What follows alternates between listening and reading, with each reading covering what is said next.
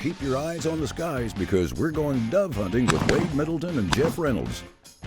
I've had a chance to hunt doves in a lot of different places, but my favorite is hunting them up and down the Highway 90 corridor. That corridor runs, in my opinion, from San Antonio to Del Rio, and there's a lot of little bitty towns stretched between there, Castroville and Hondo and D'Hanis and Sabinal, Canepa, Uvalde, Bracketville, then you end up in Del Rio, and all around all those towns, you know, north and south of them, you can find some pretty good dove hunting for both white-winged doves and mourning doves. You know, one of the things I like most about dove hunting is just being able to spend time in the outdoors with a buddy, you know, whether you're sitting under a tree or sitting on the edge of a pond, just the social aspect of it. You know, it's not like you're sitting in a tree stand hunting deer. You know, you can talk and carry on, and if a bird flies by and you get a shot, great. If not, I mean, you're still sitting there having fun. Oh, smoked him. Gotta go find that one. Yep. I thought he was right in this line. He may have been that far though. He was out here a little ways. But I don't think he was on the other side of the pond. I thought he was between me and you, basically. Oh, the mourning dove. Walked all around that bush. You know, you marked him though. You said that mesquite right there. Yeah. And sure enough, that's where he was. Perfect. There's two breasts wrapped in bacon with That's some a pretty cream good cheese. shot right there. I'll give that to you. That was pretty quick draw. Well, to feed the group, we're gonna have to draw. Yeah, you're right.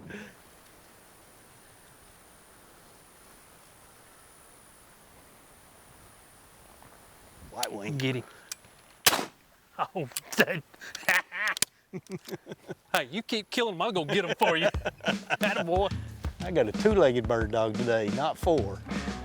He's not gonna sleep in the bed with me later. We're not gonna pet him, but we will feed him pretty nicely if we can keep knocking them down. That's a white-winged dove. So this part of Texas is really unique that you've got white wings and mourning doves that, you know, people routinely shoot. We don't find a lot of white wings on these water holes type shoots like this. So that's really cool, really special to get a chance to get a mixed bag here. And it's important to be able to identify your birds on the wing so you know what you're shooting because there are different bag limits at different places. It can be different seasons in certain areas, so you always want to make sure you understand what you're shooting. And there are other birds in the dove family, you know, like the Inca dove, as we call them. You're not allowed to hunt them. So understanding and knowing what you're shooting at is really important when you go dove hunting.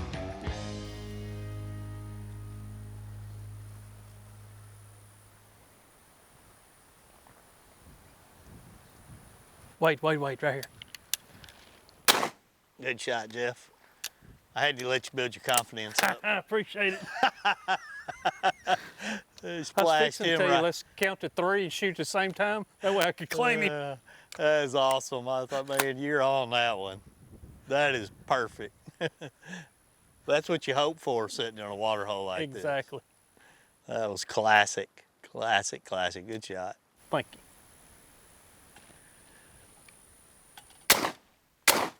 Oh, got him.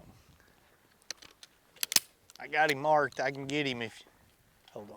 I say he went down just right. I got him marked. Okay. It's hard to find him up here. Yeah, I I know. just don't think he's this far. I think he's He between me might and not have Gentry. been. He might have been I back think there. he'd 'Cause be between me and Gentry. This is a pretty good ways out. Yeah. Because Oh, right here. Got him. Got a runner. Good job, dude. As the day went on, Wade and Jeff went into kill mode and knocked down several more doves to nearly reach their limits.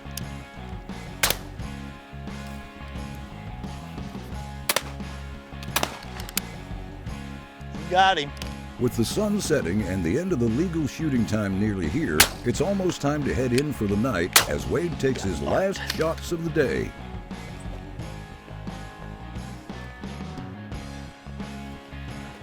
Got it right here. Outstanding. Well, we're basically right about out of time. That's your typical mourning dove around a water hole. It's your last few seconds of the day. You always want to check your shooting time, make sure you know exactly where you're at, what's going on. You know, as the sun's setting, we were able to knock a few more down. We probably got 15 birds this afternoon, which will make a good little mess, and we'll try to shoot a few more tomorrow, and then we will fire up the grill. Doesn't get much better. You know, dove hunting is one of those activities in hunting that scouting really is important. You have to cover some ground to find where the doves want to be. From the morning to the evening, they obviously migrate because they are a migratory game bird, and their patterns will change, and thus you as the hunter kind of got to adapt with them. I mean, how many of us have been dove hunting and sitting by one tree and about 8 or 10, 15, 20 fly over another tree, and we got to migrate to that tree. It's just a dove hunter's nature.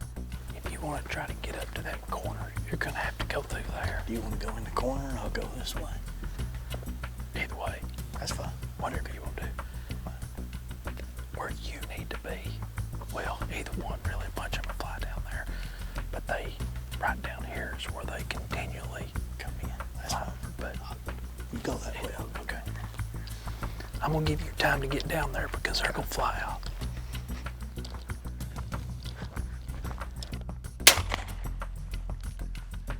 That one hit with a thud, Gentry. Got him right by the cactus.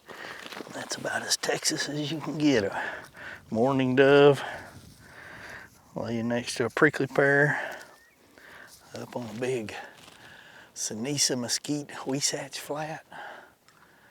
We're hunting. This is a well right here, and there's 4 or 5 cattle troughs up and down this line. We get a lot of birds in here every year. I mean, I've sat right in there and just sat for hours to get a limit. Sometimes you can sit right here. I mean, you just got to go where the birds are. That was awesome. Oh, there goes 2 more right over the windmill. Dove hunting, I probably keep as simple as anything I do. Got an over and under shotgun that I've had for 20 plus years. I throw a high-vis sight on it. You know, my eyes aren't what they used to. It just really helps me focus. There's lots of colors to that sight, options that people can choose. 12 gauge shotgun shells for me. I need to put as many pellets in the air as I can. 7.5, 8 shot. I like a more high-powered load, put it out there as fast as I can. And that's about as simple as it can be when it comes to dove hunting.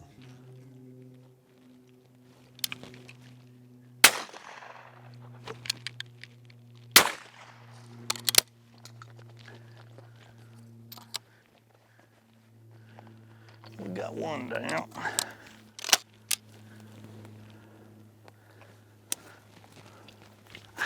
You little sucker.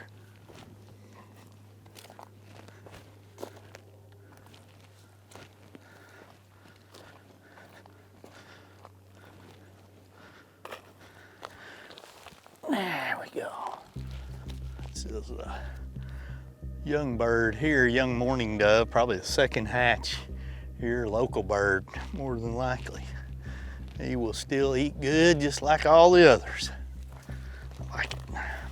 These late season birds are a little more educated. Move at the wrong time, they dive and dart and twist and turn. And you know, as you get the cold fronts coming through, these doves will migrate further and further and further south. And you know, when you get on some birds and you see a group, you gotta really hunt them, especially these mourning doves, even the white wings. They're so migratory in nature, but you know, we like to not hunt them in the morning, especially the white wings. That's something I learned from Sammy Nooner a long time ago. If you don't hunt them in the morning as much, you'll really keep those birds around.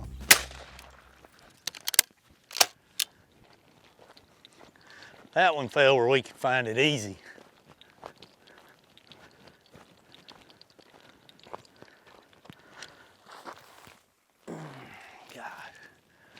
Bacon, cream cheese, and a jalapeno.